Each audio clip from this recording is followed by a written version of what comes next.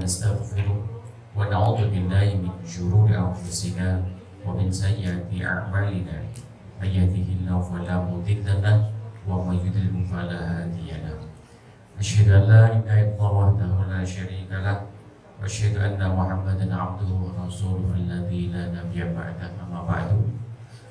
Yang kami hormati Ustaz Andi Julianto, yang kami hormati Bapak Ibu jamaah sholat subuh. Pertama, marilah kita senantiasa memanjatkan puji syukur kehadirat Allah Subhanahu wa Ta'ala atas segala nikmat yang Allah berikan kepada kita. Salawat dan salam senantiasa tercurah limpah kepada junjungan kita Nabi Agung Muhammad Sallallahu Alaihi Wasallam dan juga kepada keluarganya, sahabatnya dan umatnya. Untuk mengawali, mari kita berdoa bersama-sama. A'udzubillahi minasyaitonir rajim. Bismillahirrahmanirrahim.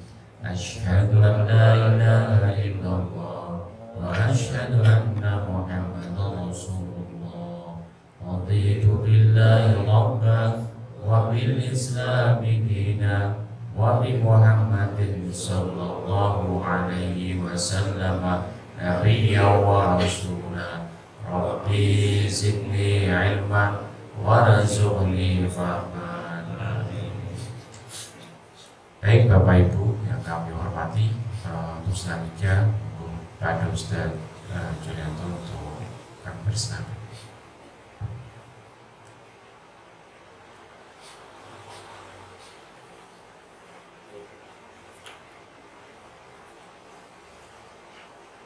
Bismillahirrahmanirrahim. Assalamualaikum warahmatullahi wabarakatuh. Waalaikumsalam warahmatullahi wabarakatuh. Alhamdulillah. Alhamdulillah ala kulli ni'matillah.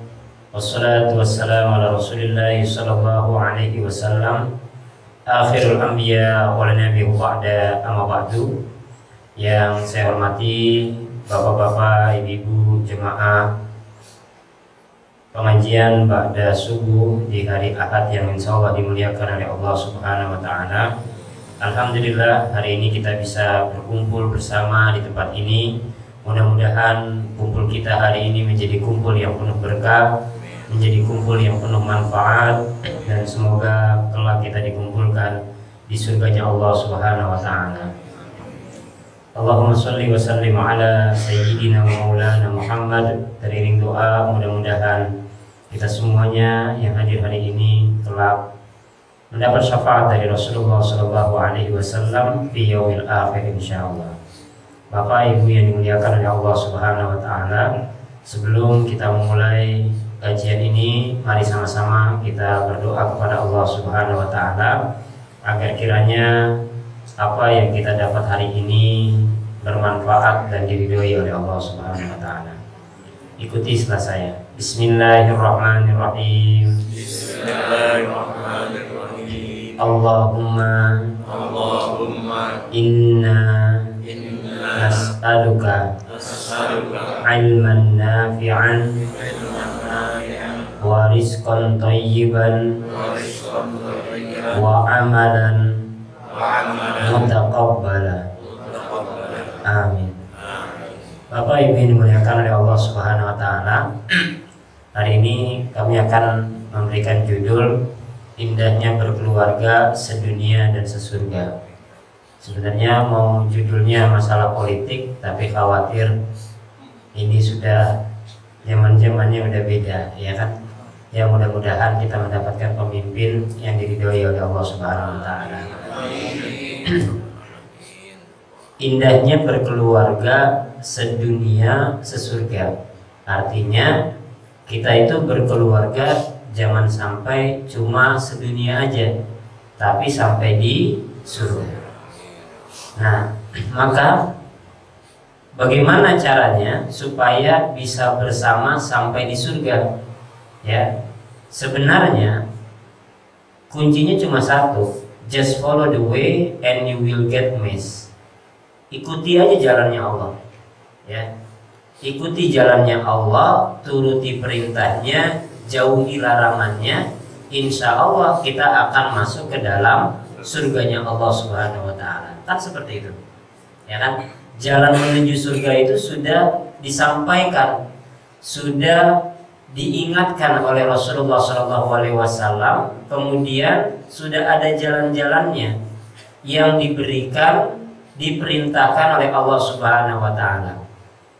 Oleh karena itu banyak di antara kita yang masih salah jalan.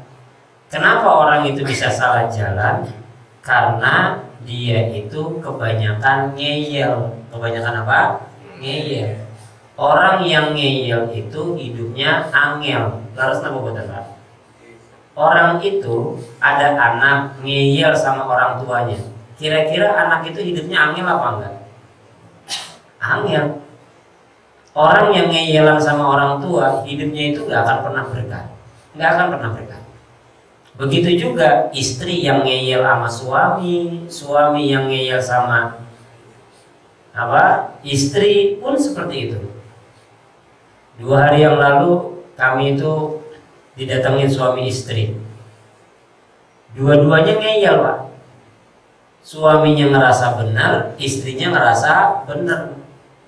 Terus saya bilang, siapa yang benar di sini? Wah, saya benar, bos. Saya benar. Ya udah, saya yang salah berarti di sini.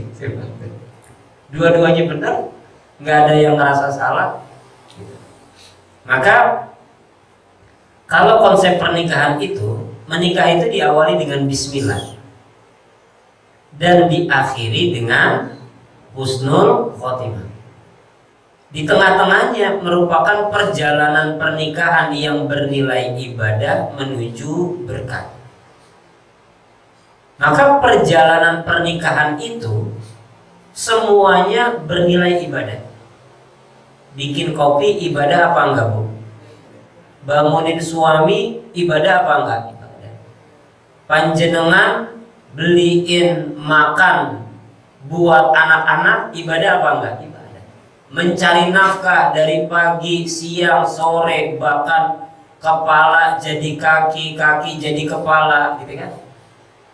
Wafatnya seorang ayah ketika bekerja menjadi apa? Syahid. Ya. Perjalanan dari rumah menuju kantor, di perjalanan kecelakaan, bismillah, syahid. Ya. Wafatnya dalam keadaan fi sabilillah. Kenapa? Karena berangkatnya untuk mencari nafkah untuk keluarga tercinta.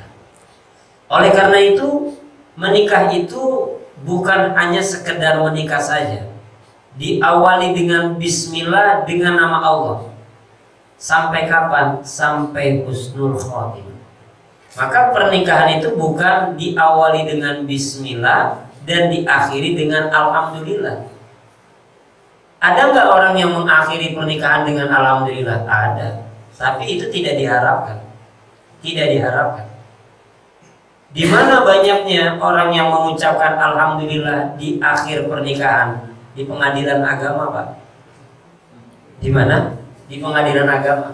Mengakhiri pernikahannya dengan mengucapkan alhamdulillah. Wis dadi randa. Alhamdulillah masalahnya wis rampung. Tapi apakah benar selesai? Enggak. Selama dia hidup kita masih punya masalah. Nggak ada orang yang nggak punya masalah. Kira-kira yang hadir di sini ada nggak yang nggak punya masalah? Kalau nggak ada yang nggak punya masalah, angkat tangan, boleh pulang duluan. Kita semua punya masalah, tapi masalah kita beda. Emang masalahnya keluarga. Emang masalahnya ekonomi, tapi masalah ekonomi kita pun berbeda-beda. Masalah keluarga kita pun beda-beda. Ada yang masalahnya sama anaknya, istrinya, suaminya, orang tua, mertua, tetangga, kan gitu.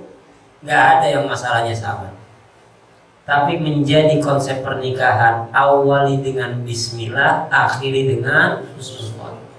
Apa maksudnya husnul khotimah? Akhiri dengan kebaikan. Akhiri pernikahan ini menjadi pribadi yang baik. Akhiri peran sebagai ayah yang baik. ketika sudah meninggal dunia, ya Allah, saya bersaksi, ayah saya adalah ayah yang baik. Saya bersaksi, ya Allah, ibu saya adalah ibu yang baik. Saya bersaksi, istri saya adalah istri yang solehah, istri yang selalu taat kepada suami. Ya Allah, masukkanlah ke dalam surgamu, ya Allah. Ini kita dikenal, diingat menjadi sosok pribadi yang baik. Siapa contoh seorang ibu yang meninggal dalam keadaan yang baik? Sayyidah Khadijah. Sudah meninggal bertahun-tahun, tapi tetap menjadi pribadi yang sangat baik. Bahkan orang yang sudah meninggal bisa dicemburui sama orang hidup. Aisyah itu cemburunya sama siapa? Sayyidah Khadijah.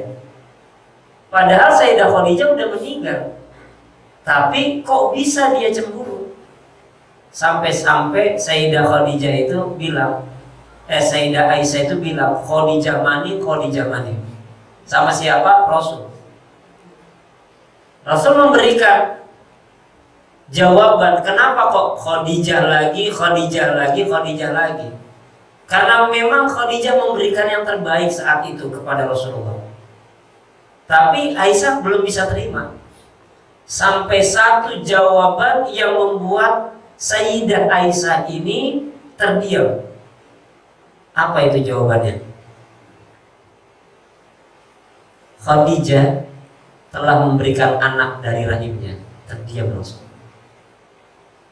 Dari semua istri Rasul yang memberikan anak dari rahimnya siapa?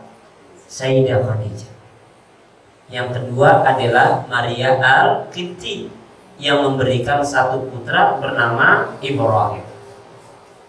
Tapi seluruh putra-putri Rasulullah SAW banyak dilahirkan dari rahim Sayyidah Khadijah. Maka ketika sudah seperti ini, Sayyidah Aisyah terdiam. Karena memang sosok Sayyidah Aisyah menjadi sosok istri yang cemburuan. Saking cemburunya bahkan bisa berlebihan. Ketika Sayyidah Maimunah dari luar melihat Rasulullah bersama tamunya tidak disuguhi makan, Sayyidah Maimunah kemudian berkata kepada ART-nya untuk memberikan makan. Dibawakan itu kue, kemudian ketika ingin keluar bertemu dengan Sayyidah Aisyah, langsung naik pitam, marah. Sayyidah Aisyah mendatangi Rasul, diambil makanannya, apa yang terjadi? Makannya itu dibanting. Ya. Kemudian Sayyidah Aisyah ini masuk ke dalam kamar dan ditutup pintunya. Seandainya jenengan menjadi suaminya, kepriwe Pak? Perang dunia ketiga Pak, ya kan? Di depan tamu piringnya dibanting. Tapi apa yang terjadi? Diambil lagi. Makanannya diambil. Kemudian bahkan ada makanan yang kotor kemudian dibersihkan dengan ujung pakaiannya. Setelah selesai disajikan lagi dan disampaikan kepada tamunya. Maaf ya, ibumu sedang cemburu. Apa kata Rasul? Ibumu sedang cemburu. Kenapa kok ada kata ibumu? Karena semua istri Rasul adalah ibu kita. Cemburu merupakan hal yang wajar. Ya, yang bisa menilai adalah kita. Boleh nggak seperti ini? Sebenarnya nggak boleh. Tapi hal yang wajar. Hal yang apa? Wajar. Maka pernikahan itu bukan hanya sekedar diawali dengan bismillah, tapi pernikahan ini juga bukan hanya sekedar permainan. Permainan itu apabila siap, ya, dia jalankan, dia mainkan, kalau bosan tinggalkan, itu permainan. Maka ada juga orang itu yang menganggap pernikahan ini seperti mainan. Bahkan euforia setelah menikah ini luar biasa. Ada orang ketika sudah disampaikan, saya terima nikahnya dengan mas kawin seperangkat alat sholat dibayar tunai. Siapa? besar, yes, ore. Ini pernikahan, bukan permainan. Ya. Diawali dengan nama Allah dan niatkan endingnya adalah husnul khotimah. Kenapa? Karena perjalanan pernikahan ini banyak lika-likunya. Namun setiap perjalanan yang dilalui ini bernilai apa? Ibadah menuju berkah. Perjalanan nikah itu ibadah menuju berkah. Artinya apa? Bernilai pahala, tapi apa? Menuju berkah. Apa itu berkah? Menjadi lebih baik. Dalam pernikahan yang tadinya nggak sholat, bismillah jadi sholat. Ini namanya apa? Berkah. Kalau hari ini pun belum sholat, istiqomah. Untuk apa? Mengingatkan agar suaminya bisa sholat. Ya. Tapi apa yang terjadi? Kenyataannya setelah menikah banyak masalah. Laras namugotan. Menikah atau tidak menikah, kira-kira punya masalah apa enggak? Punya. Karena masalah orang itu, ya, masalah orang itu sudah ada dalam firman Allah Subhanahu wa taala. Dan masalah rumah tangga itu ya mubok-mubok aja nih. Antara keluarga, apalagi ekonomi, kerjaan, usaha, di sini-sini aja. Ya, masalahnya ini saja. Tapi masalah ini ada yang level 1, level 2, level 3. Dan tingkatan masalah ini sudah ada di dalam firman Allah Subhanahu wa taala di dalam surat Al-Baqarah ayat 214. Am hasibtum an tadkhulul jannah walamma ya'tikum mathalul ladzina khalau min qablikum. Apakah kamu mengira bahwa kamu akan masuk surga padahal belum datang kepadamu cobaan? Artinya kalau kita mau masuk surga kita harus dicoba. Berarti kalau orang yang belum dicoba kira-kira bisa masuk surga apa enggak? Di dalam firman ini tidak bisa. Kemudian apa? Sebagaimana halnya orang-orang terdahulu sebelum kamu, para nabi itu dicoba. Nabi Adam ada cobaannya apa enggak? Ada. Nabi Ibrahim banyak, Nabi Musa banyak. Siapa lagi? Nabi Isa, Nabi Muhammad SAW pun dicoba. Mulai dari awal kehidupan Rasulullah SAW diberi apa? Cobaan. Apa cobaannya? Gak punya ayah, kan gitu. Kemudian kakeknya meninggal, ya. Sudah bagus, sudah nyaman, istrinya meninggal, kemudian pamannya meninggal. Tahun itu dinamakan tahun kesedihan. Ketika Rasulullah SAW sedih, Allah memberikan hadiah. Apa hadiahnya?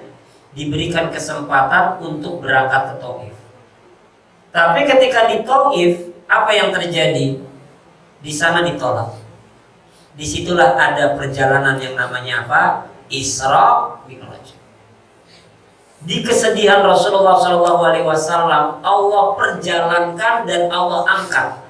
Inilah perjalanan yang dinamakan apa? Isra. Tapi berawal dari apa? Cobaan. Kalau kita ingin diperjalankan menjadi lebih baik dan diangkat derajat kita, harus melewati beberapa cobaan. Maka cobaan di dalam firman Allah ini dibagi menjadi 3. Apa itu? Yang pertama adalah al-ba'tha, yang dinamakan malapetaka, masalah biasa. Yang kedua dinamakan ad-dharra, yaitu kesengsaraan, minus. Dan yang ketiga dinamakan apa? Zulzilu. Apa itu zulzilu? Guncangan. Ini. Jadi tingkatan, ya, tingkatan masalah cobaan itu dibagi menjadi 3. Yang pertama apa? Al-Ba'sa. Nah ini makanya kalau punya anak jangan sekali-kali ngasih nama anak apa? Al-Ba'sa. Namanya siapa? Al-Ba'sa. Artinya malapetaka ya. Namanya siapa? Ad-Dharra. Artinya apa? Kesengsaraan. Nah ini Ad-Dharra. Dan tingkatan yang paling besar itu, cobaan yang paling besar itu apa? Guncangan. Apakah setiap manusia ini harus melewati 3 cobaan ini? Iya. Iya. Kenapa? Karena ini adalah firman Allah. Dan semua firman Allah itu adalah benar adanya, benar isinya. Yang disampaikan Allah itu tidak ada yang tidak benar. Contoh, orang yang bangun malam itu sedikit atau banyak? Allah berfirman di dalam surat Al-Muzammil, ya ayyuhal muzammil qumil laila illa qalila. Hei orang-orang yang berselimut, bangun. Qumil laila, bangunlah di waktu malam untuk mendirikan ibadah di malam hari. Tapi sayang 1000 sayang yang bangun illa qalila. Dari zaman biyen sampai zaman saiki yang bangun sholat malam itu sedikit atau banyak? Sedikit. Yang bangun sholat malam, satu keluarga 5 orang, anak 3, suami istri ada 5. Kira-kira yang bangun sholat malam ada berapa? 1 mungkin. Mungkinkah bisa semuanya? Mungkin. Tapi cuma sedikit. Dari zaman dulu sampai zaman sekarang. Gitu. Ya. Nah, dalam pernyataan ini Allah berfirman bahwasanya cobaan itu dibagi menjadi 3 level. Ada yang namanya malapetaka, kedua kesengsaraan, yang ketiga guncangan. Al-Ba'sa malapetaka itu apa? Ya masalah biasa. Tapi kalau misalkan Ad-Dharra kesengsaraan itu minus. Seperti apa? Kepercayaan seorang istri kepada suaminya minus. Gitu loh. Kepercayaan ibu kepada anaknya itu minus.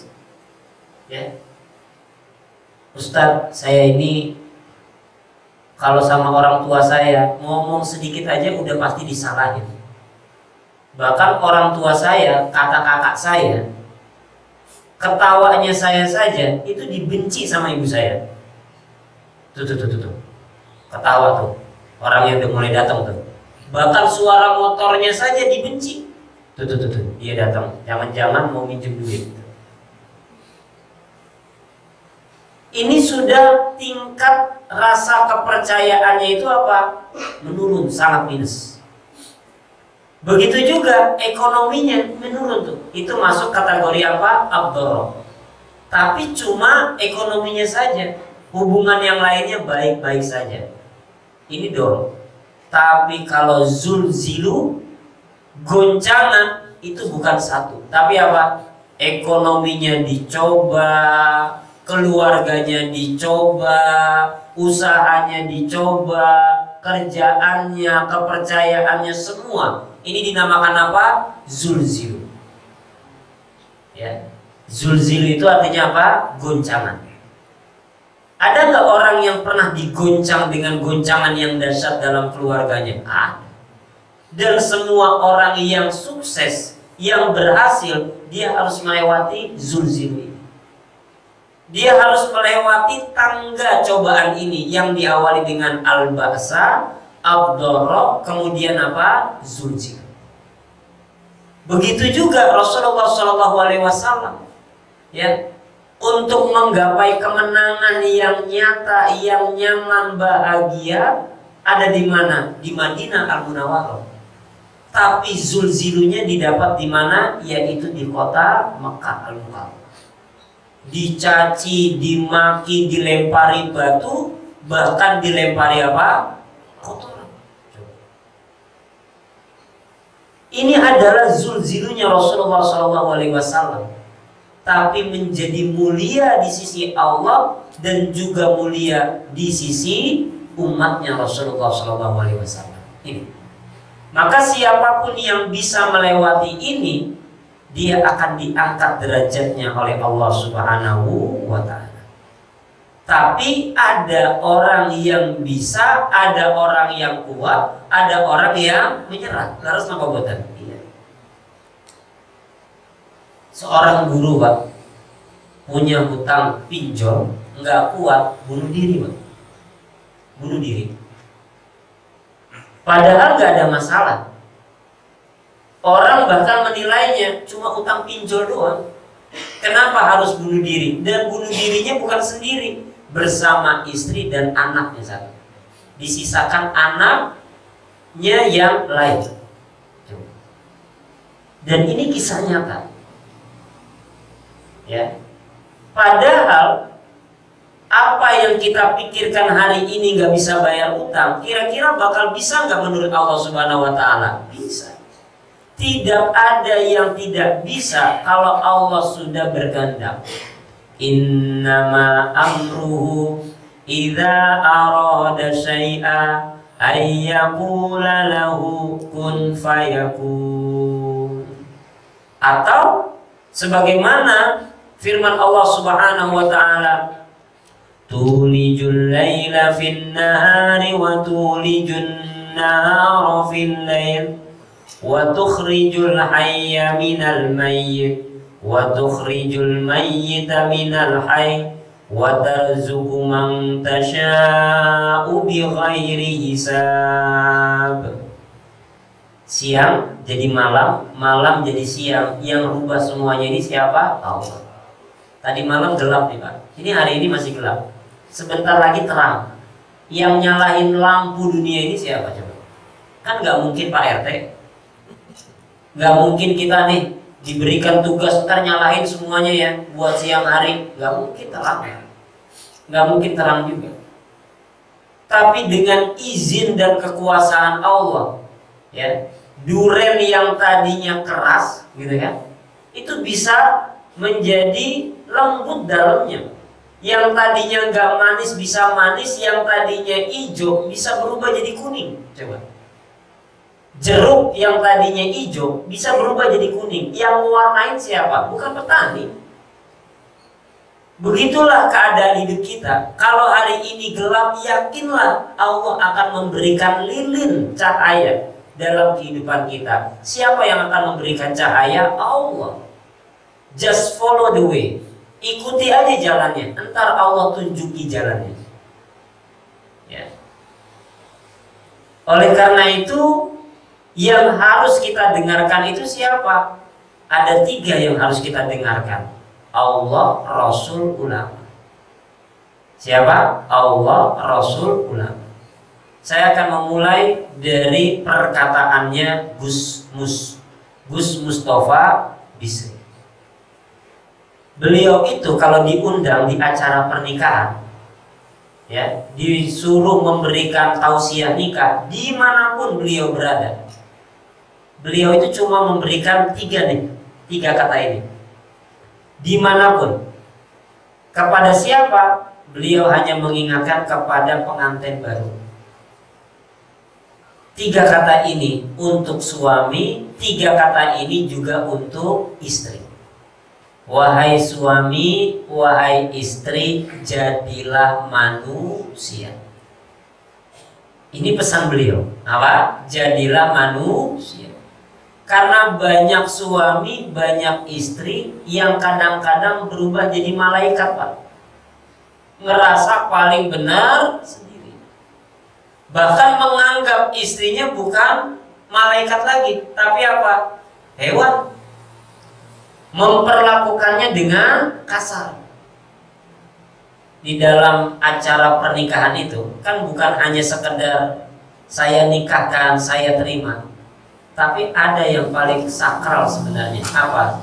Membaca sigo taklik, yang itu jarang dibaca oleh pengantin laki-laki. Sehingga ketika masalah rumah tangga ada, dia nggak tahu, Pak. Bahkan ada seorang suami itu yang sering mengucapkan talak, talak, talak, cerai, cerai, cerai. Kenapa? Karena dia nggak tahu. Jatuh nggak hukumnya? Kalau nggak tahu ya nggak jatuh hukumnya. Tapi menjadi apa? Menjadi orang yang nggak pernah mau tahu, nggak mau pernah belajar. Di dalam psikotaklik itu kan disampaikan untuk apa? Menjaga istrinya. Jangan sampai sewena-wena. Kalau emang dia pernah mengatakan istrinya nggak suka, nggak setuju, apa yang harus dilakukan oleh istrinya? Istrinya boleh datang ke pengadilan, ya, mengajukan perceraian, dan kalau diterima membayar uang 10.000 dan jatuhlah talak 1. Itu ada di mana? Di dalam psikotaklik. Ya, maka kalau kita punya saudara mau nikah nih, kan biasanya di hari Ahad nikahnya. Itu sampaikan nanti setelah acara selesai, jangan lupa dibacakan psikotaklik. Kadang penghulunya bilang psikotakliknya nggak usah dibaca ya, langsung foto-foto ya. Padahal itu adalah keuntungan yang menguntungkan bagi pihak perempuan dan juga menjadi pengetahuan bagi pengantin pria. Agar apa? Tidak semena-mena dan bisa saling menghargai. Yang kedua, mengertilah manusia. Gusmus mengatakan apa? Mengertilah manusia. Kenapa? Kita ini manusia, punya batasannya. Hari ini mungkin kita punya jabatan, tapi 10 tahun lagi kita nggak punya jabatan. Kita menjadi manusia biasa. Ya. Hari ini mungkin kita kuat, menjadi suami yang kuat, tapi next 15 tahun lagi, apakah kita menjadi kuat terus? Enggak. Mungkin besok suaminya yang malah didorong di atas kursi roda. Maka jangan semena-mena kepada istri, jangan semena-mena kepada suami. Mungkin hari ini ada istri yang penghasilannya lebih tinggi dibandingkan suami. Ini menjadi dampak perceraian terbesar di Banjarnegara. Istrinya itu penghasilannya lebih tinggi dibandingkan suaminya. Ditinggalkan suaminya, diceraikan. Selain perselingkuhan menjadi alasan utama bercerai di pengadilan agama. Ya. Tingkat ekonomi pun menjadi tinggi, menjadi alasan. Kenapa? Karena dia nggak pernah mengerti. Ya. Dan yang terakhir, manusiakanlah manusia. Ingatlah bahwasanya suami adalah manusia, istri manusia, dan anak-anak juga manusia. Bapak pulang dari kantor, anaknya itu habis gambar, Pak. Dia ingin dapat apresiasi dari ayahnya. Assalamualaikum, waalaikumsalam. Anaknya datang, ya aku udah gambar. Apa kata ayahnya? Udah, ntar aja, ntar. Ma, nih anakmu, ma, gitu. Padahal anaknya dia juga, gitu. Ma, nih anakmu, ma, gitu kan. Nah, nanti aja, ma. Ayah lagi capek. Anaknya berpikir, oh iya, ayah capek.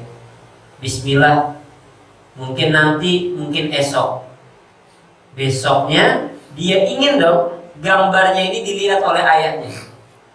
Qadarullah, ayahnya baru beli mobil baru. Diambil tuh paku, kemudian dia gambar di pintu sebelah kanan. Kenapa? Karena ayahnya pasti masuk pintu sebelah kanan.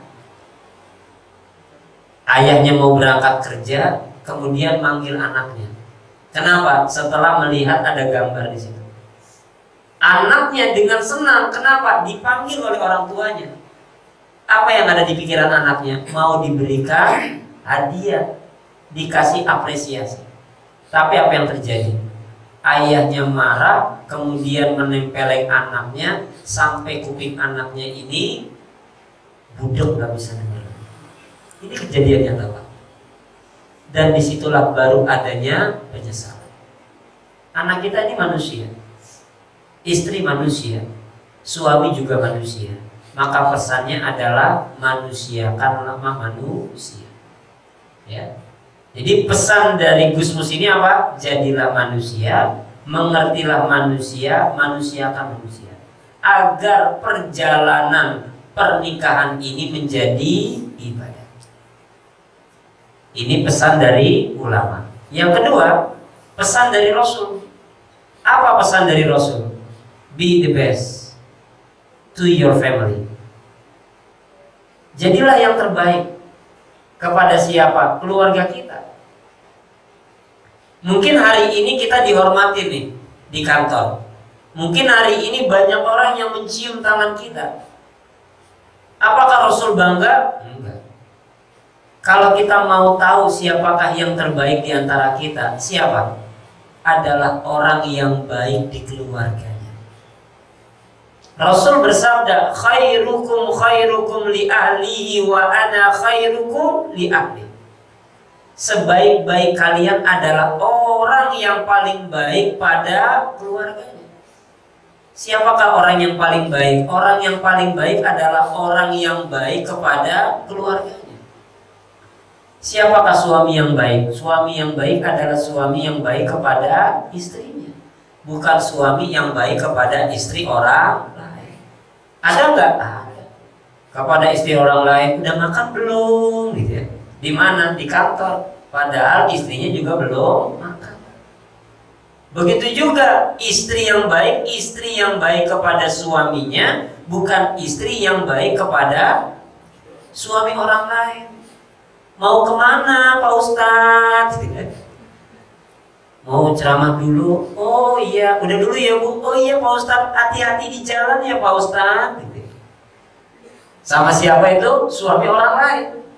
Tapi pas sama suami sendiri masuk ke rumah, suaminya udah mandi, udah bikin kopi. Pertanyaan istrinya, mau kemana Pak? Pagi-pagi udah rapi.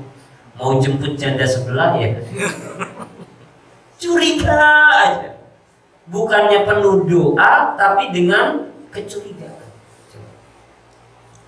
Maka Rasulullah SAW mengingatkan agar apa? Khairukum khairukum li ahlihi.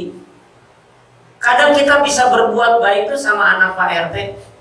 Kadang kita bisa berbuat baik itu sama anak Pak Ustadz. Tapi kenapa kok kita nggak bisa berbuat baik sama anak sendiri, sama cucu sendiri? Kan itu pertanyaannya. Ya, sama anaknya Pak Ustadz, ya Allah Pak Ustadz, anaknya cakep banget Pak Ustadz, ganteng, soleh. Ya, kemudian diberantakin mainan, nggak apa-apa anak soleh, nggak apa-apa nanti ibu yang bersihin. Gitu. Sampai rumah mainan berantakan. Siapa yang berantakin? Dasar anak jelek. Saya yakin anaknya gak bakal ganteng Pak. Kenapa? Karena doa mustajab itu ada 3. Doanya musafir, doanya orang dizolimi, dan doanya orang tua kepada anaknya. Ibunya bilang apa? Dasar anak jelek, gak bakal ganteng. Ya kan? Dasar anak gak tahu diri gitu. Kerjaannya cuma nyusahin orang tua. Seburuk apapun anak kita, dia adalah anak kita yang perlu kita doakan.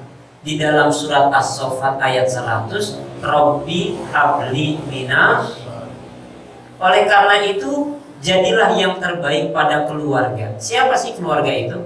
Keluarga inti kita itu suami, istri, anak, orang tua. Itu keluarga. Maka berbuat baiklah kepada suami. Jadilah yang terbaik untuk istri, anak, dan orang tua kita. Siapa orang tua kita? Mertua orang tua kita juga. Ya. Bismillah. Kalau kita bisa berbuat baik kepada orang tua, berbuat baik juga kita kepada mertua kita. Ini adalah pesan dari Rasul. Jadi ada 2 pesan. Yang pertama ada 3 pesan. Apa? Pesan dari ulama, yang kedua pesan Rasul, dan yang ketiga pesan dari Allah. Tadi sudah 2 ya. Dan yang terakhir adalah pesan dari Allah. Jadi kalau udah terakhir, bentar lagi pulang Pak. Bentar lagi. Nah, yang terakhir ini pesan dari Allah.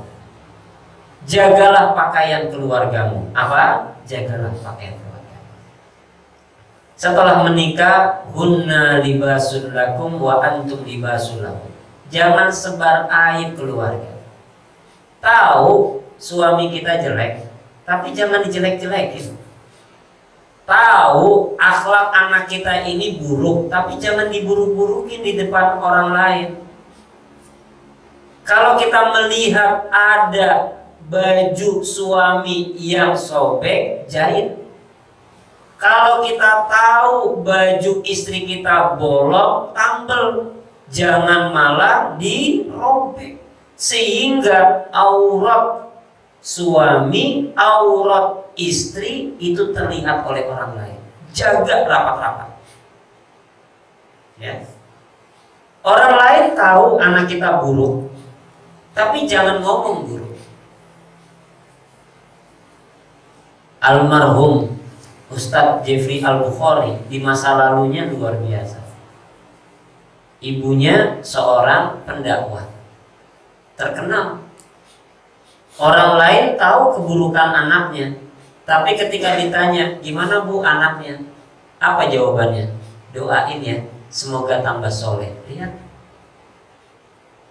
nggak pernah tuh ngomong, iya, duh saya bingung deh sama anak saya gitu. Saya udah nyerah deh sama suami saya. Udah dinasehatin, udah 15 tahun jeng saya nikah, sampai sekarang dibangunin. Saya nyerah deh. Kalau bisa saya tukar tambah suami saya. Dia ngomong sama siapa? Orang lain. Dia ngomong sama siapa? Tetangganya. Hunna libasul lakum wa antum libasul lakum. Jagalah pakaian keluargamu. Jangan sebar. Seburuk apapun keadaan keluargamu, mereka tetap keluargamu yang harus dijaga. Oleh karena itu, bismillah, ya. Mudah-mudahan kita bisa menjaga keluarga kita, ya, dengan penuh keimanan, dengan maksimal, ya. Maka 3 yang harus kita punya, iman dan usaha semaksimal mungkin. Dan yang terakhir apa? Sabar tanpa tapi. Sing mandan angel yang mana? Sabar. Yang mandan angel apa? Sabar. Ya. Iman, bismillah, kita sholat, kita ibadah, itu untuk meningkatkan iman, kualitas iman. Ikhtiar iman maksimal, ikhtiar itu apa? Usaha kita. Ya. Anak dimasukkan pesantren, gitu kan? Nggak taunya, nggak betah, gitu kan? Dipanggilin guru privat juga beda lagi, gitu ya. Maka yang ketiga ini apa? Perbanyak sabar. Untuk apa? Untuk menggapai cita-cita terakhir kita bersama sampai surganya Allah Subhanahu wa taala. Maka perjumpaan kita, pertemuan kita dengan keluarga bukan hanya di rumah saja. Tapi kita niatkan bismillah. Kita bawa istri kita bawa anak-anak kita kemana? Ke surganya Allah Subhanahu wa ta'ala. Tinggal 1,5 bulan lagi Pak, kita akan memasuki bulan suci Ramadan. Kita berdoa semoga buka puasa sahur bareng keluarga. Bahkan kita niatkan dari sekarang nih, bismillah ya Allah, semoga Allah Engkau memberikan aku kesempatan dan kesehatan sehingga Ramadan tahun ini saya bisa iktikaf bersama dengan keluarga saya. Masya Allah, bahagia. Dan selalu saya ingatkan berkali-kali, begitu bahagianya kami itu ada di Banjarnegara. Setiap 10 hari terakhir di bulan Ramadan, kalau kita lihat di alun-alun Banjarnegara jam 2 saja, itu banyak pasangan suami istri yang membawa pasangannya kemana? Ke masjid. Gak melihat keadaan, gak melihat cuaca, terang berangkat bersama-sama, hujan rintik-rintik ataupun deras, sepayung berdua, bergandengan tangan Pak. Dan orangnya dari dulu sampai sekarang itu seperti itu. Dan bukan 1, bukan 2, tapi banyak. Dan seandainya yang banyak itu adalah bagian dari keluarga kita, bismillah, kita niatin nih hari ini. 1,5 bulan lagi Ramadan akan tiba. Kita niatin, ya Allah, beri kesempatan dan kesehatan, ya, bisa melakukan dan melaksanakan ibadah terbaik di bulan Ramadan. Bersama siapa? Suami, istri, anak, cucu. Dan semoga Allah mengabulkan dan dijadikan keluarga kita menjadi keluarga sakinah, mawaddah, warahmah. Karena pengajian sudah diakhiri oleh amin, maka pengajiannya selesai. Jadi kalau pengajian sudah aminnya sudah banyak, segera selesaikan, Pak. Khawatirnya nanti datangin oleh Satpol PP, Pak. Nanti ustadznya ditanya, ini pengajian atau mau kampanye, gitu ya. Karena kebanyakan aminnya, gitu ya. Ini saja yang dapat saya sampaikan, ya. Saya tidak berkampanye di sini, ya, tapi memberikan arahan tentang keluarga sakinah, gitu. Ini saja. Ada yang mau bertanya mungkin? Cukup? Baik. Kita akhiri kajian ini dengan berdoa bersama kepada Allah Subhanahu wa taala, ya. Kita kumpul di mushola, di masjid. Mudah-mudahan apa yang kita lakukan ini diridhoi oleh Allah Subhanahu wa taala. Dan yang terakhir, saya akan baca surat Al-Fatihah dan panjenengan semuanya berdoa masing-masing, ya. Semoga doa-doa kita dijabah oleh Allah Subhanahu wa taala. Jadi ketika saya baca surat Al-Fatihah, panjenengan berdoa khusus untuk keluarga, anak, istri, saudara, orang tua, dan juga untuk usaha kita, kerjaan kita. Semoga Allah ridho dan dijadikan apa yang kita lakukan benar-benar diridhoi oleh Allah Subhanahu wa taala. Kita awali dengan baca istighfar, hamdalah dan sholawat kepada Nabi. Kemudian saya baca Al-Fatihah. Ketika baca Al-Fatihah, panjenengan semuanya berdoa masing-masing. Astaghfirullahaladzim wa atubu ilaih. Astaghfirullahaladzim wa atubu ilaih. Astaghfirullah. Alhamdulillahirabbil alamin. Alhamdulillahirabbil alamin. Alhamdulillahirabbil alamin. Allahumma shalli ala Muhammad. Allahumma shalli ala Muhammad. Allahumma shalli ala sayyidina Muhammad. Silakan angkat tangannya dan berdoa masing-masing. Bismillahirrahmanirrahim. Alhamdulillahi rabbil alamin. Ar-Rahmanir-Rahim. Maliki yaumiddin. Iyyaka na'budu wa iyyaka nasta'in. Ihdinas siratal mustaqim. Siratal ladzina an'amta 'alaihim ghairil maghdubi 'alaihim waladdallin. Amin. Amin amin ya rabbal alamin. Mudah-mudahan doa kita dijabah oleh Allah Subhanahu wa taala. Kita tutup pengajian ini dengan membaca hamdalah dan doa kafaratul majlis. Alhamdulillah. Subhanakallahumma wa bihamdika asyhadu an la ilaha illa anta astaghfiruka. Assalamualaikum warahmatullahi wabarakatuh. Bangun keluarga yang sakinah. Dari apa yang disampaikan